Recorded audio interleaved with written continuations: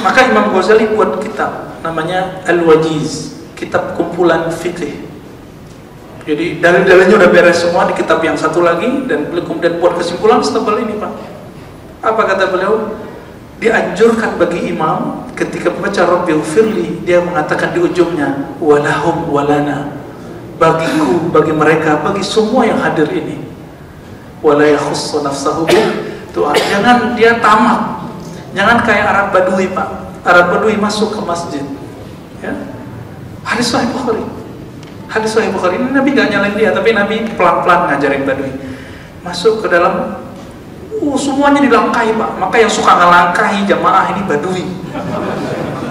Jangan marah, Pak. Jangan marah, ya. Biarin aja. Itu sampai ke depan. Oke. Syekh bin Bas aja larang di kitabnya. Apa kata Syekh bin Bas? Itu guru dari guru kita. Ya, guru kita 9 tahun ngaji dengan beliau. Maka beliau adabnya luar biasa. Tahun 76 Syekh bin Bas sudah pindah dari Madinah ke Riyadh. Sampai kepada kalimat. Apa kalimatnya? Wala yakhussu nafsahu bidu'a. Jangan mengkhususkan dirinya dengan doa.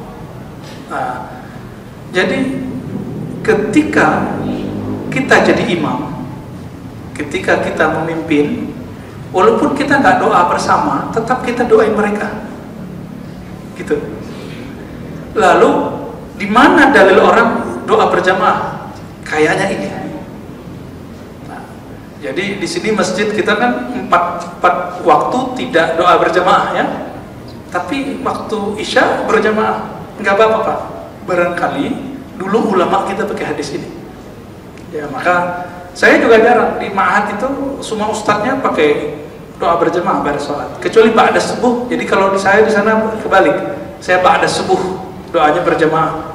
Jadi sebelum mereka mengarungi dunia, masuk ke dunia yang begini, kita doain dulu. Kita doakan diri kita doain mereka.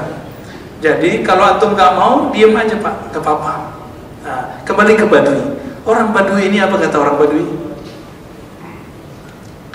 Ya Rabb, ini dia angkat tangannya tinggi-tinggi, Pak. Ini doa itu kan boleh begini, boleh nggak angkat tangan, doa boleh angkat. Sampai kemudian disebutkan di hadis, ya, kalau Nabi doa terlihat putih dari ketiaknya.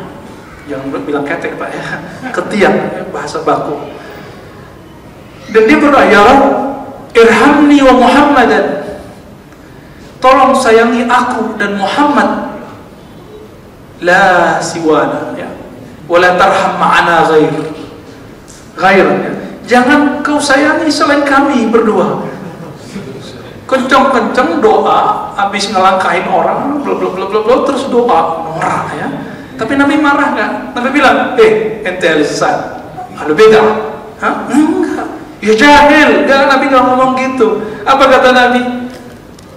Nabi tersenyum, doyakta rahmat Allah. Sambil senyum, Mbak, beliau. Apakah engkau menutup, menyempitkan rahmat Allah yang luas? Karena di hadis Imam Muslim dikatakan, inna lillahi mi'ata rahmah. Allah itu punya rahmat 100. Satu itu dari awal penciptaan alam sampai kiamat itu satu. Maka Nabi Adam, Nabi Nuh yang umurnya 1000 tahun, Nabi Adam 950, Nabi Adam itu sudah hidup sekian ratus tahun di surga. Kalau digabung dengan dunia sudah habis, ya, udah 1000-an. Nabi Nuh 950 tahun terus sampai sekarang kita ini berkurang terus. Karena micin kali, ya. Kebanyakan makan micin, kena asap.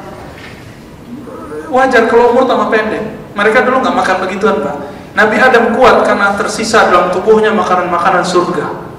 Maka sisa-sisa dari keabadian itu masih ada di tubuhnya walaupun dia nggak abadi. Tapi kalau antum cari sekarang, ada kuburan Nabi Adam, pasti tubuhnya masih utuh. Masih utuh. Jangankan beliau, Nabi Adam alaihissalatu wassalam, hafiz Quran yang ikhlas karena Allah, orang ahli zikir, orang ahli sedekah, orang ahli qiyamul lail, yang rajin, yang ikhlas, kita buka mau berapa tahun gak akan hancur. Gak akan hancur. Nah, ini akhlak Nabi SAW. Akhirnya orang ini bertanya, ya Rasulullah, ente nanti kalau masuk surga pasti paling tinggi. Aneh kan enggak, ya? Orangnya begini nih, Badui. ya, selengean, ya, suka ngelangkahin orang. Jadi kalau ada orang begitu Pak, sabar aja ya. Wasbir, sabran jamil. Sabar itu ada sabar, biasanya bukan wajah yang jamil, ini kan sabran jamil. Apa berarti sabran jamil? Sabar yang tetap kita kesel tapi wajah kita tetap gagah gitu. Jamil ya. Penampilannya tetap gak kesel, itu dia, itu jamil. Akhirnya orang ini mengatakan, ya Rasulullah, engkau nanti pasti di Jannatul Firdaus. Saya orang kayak gini pasti ya, di surga mana lah. Apa kata Nabi? Al-mar'u ma'aman ahad. Seseorang nanti di surga akan bersama yang dia cintai. Kamu cinta siapa?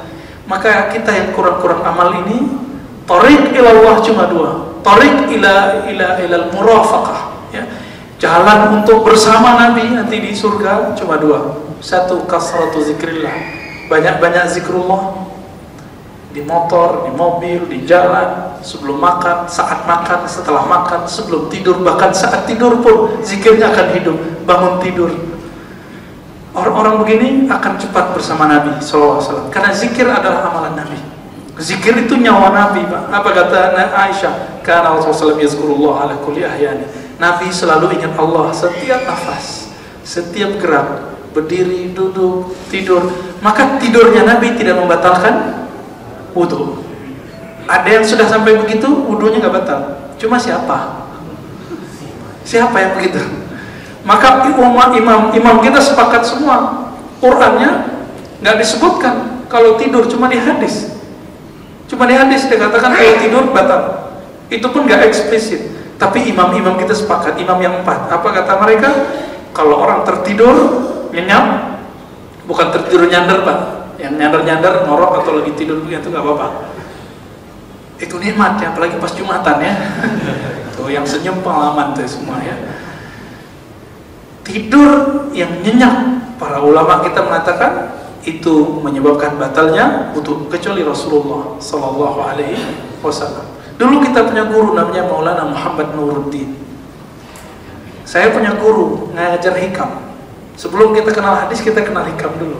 Jadi kebalik. Seharusnya hadis dulu baru hikam. Alhamdulillah ketemu hadis. Yang ngajar hikam ini namanya Abu Ya Nu'man Bashir, masih hidup umur 83 atau 84. Semoga Allah jaga beliau. Abu Ya Nu'man Bashir diundang ke surau kita ngajar. Guru tua kita Abu Ya Muhammad Nuruddin tertidur. Memang beliau capek.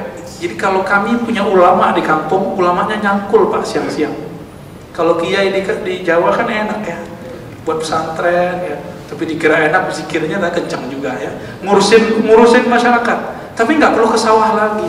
Tapi kalau guru kami ahli zikir di kampung sana, mereka nyangkul siang, malam-malam didik umat. Pagi-pagi ya, kalau itu malam zikir pasti pada bangunin. Kuatnya nggak ada alasan untuk mengatakan saya capek, itu nggak ada. Dunia emang dunia capek, nggak ada rehat di dunia ini, nggak ada.